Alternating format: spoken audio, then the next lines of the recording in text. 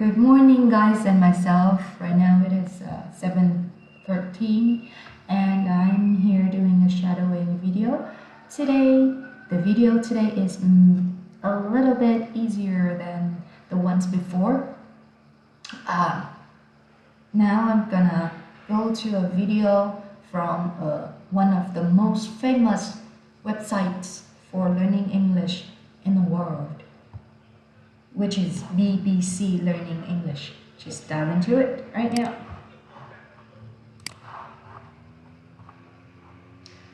The benefits of doing nothing from BBC Learning English. And I'm Neil. Phew. 6 Minute English from bbclearningenglish.com. Hello, this is 6 Minute English from BBC Learning English. I'm Beth. And I'm Neil. Phew, I've spent a day in meetings, then shopping, then collecting the kids from school. I'm exhausted, Beth. What have you been doing today? Not much, just sitting around, doing nothing, relaxing and kicking back. Lucky you. Don't you have any work to do? It may not look it, Neil, but I'm actually as busy as a bee. If you've seen nature documentaries about worker bees flying from flower to flower, you probably think animals are always on the move.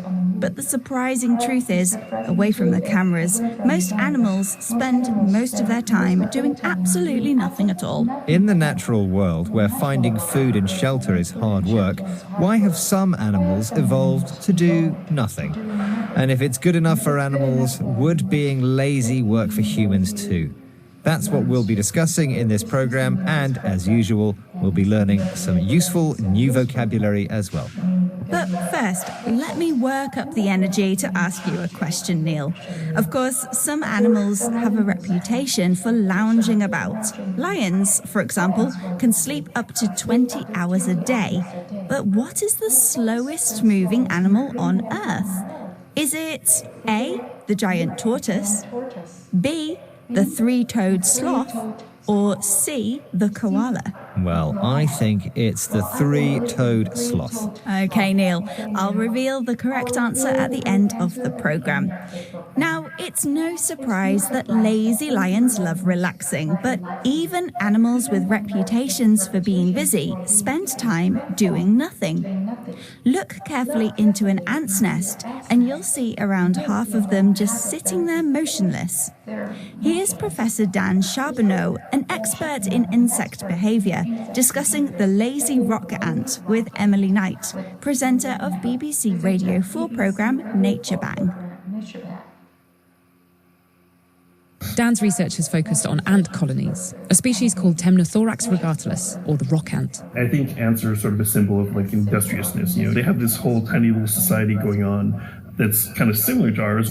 Some idealized version of what humans might be. If we could only like pull it together and all work together, we could be as industrious as the ants. But then when you look at it, you know, roughly about half the colony is inactive at any given time. We think ants are industrious or hardworking. Groups of ants called colonies seem tiny, perfect societies where everyone works hard for the good of the group. Then why are so many of them inactive? One possible answer is that they're reserve ants, ready to step in if disease or disaster strike. But could it simply be that they don't work because they don't need to? Would you get out of bed on Monday morning if you didn't have to? Maybe the ants can teach us a thing or two about relaxing, but wouldn't it get boring just sitting around all day? Not according to psychologist Dr. Sandy Mann. She thinks being productive, working to produce a lot for the amount of resources we use, is overrated. Boredom has its benefits too, as she explained to BBC Radio 4 programme Nature Bang. Would humans have invented bread or beer or fire, you know, if we hadn't been bored and were wondering what on earth would happen if we mixed this with this, you know? Are all these sorts of inventions the mother of boredom? But in this world of constant stimulation, Switching off is harder than it's ever been. That's why we're constantly swiping and scrolling and looking for the next big thing and the new thing, and we get bored of things very quickly. So it's a kind of paradox. To get rid of this unpleasant state of boredom is actually to allow more boredom into your life.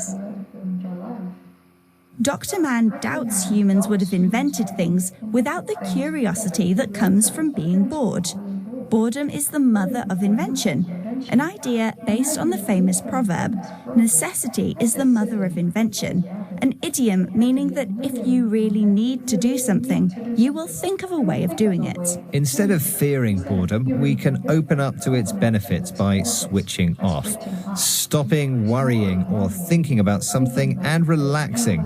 Slowing down helps too, something we can definitely learn from our animal cousins. I think now is a good time to reveal the answer to my question, since we have nothing else to do. You asked me to name the world's slowest animal, and I guessed it was the three-toed sloth. Was I right? That was the correct answer.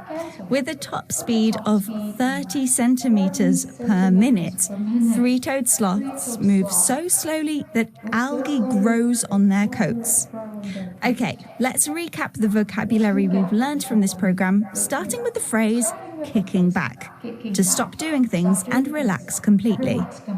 The Kicking back, to stop doing things and relax completely. The adjective industrious means hardworking. A colony is the name given to a group of certain animals, including ants and some seabirds. Someone who is productive is able to produce a lot for the amount of resources they use. The proverb, necessity is the mother of invention, means that if you really need to do something, you will think of a way of doing it. And finally, to switch off means to stop worrying or thinking about something and relax. Once again, our 6 minutes are up. It must be time to sit down, close your eyes, and just do nothing. Bye for now. Bye. 6 minutes.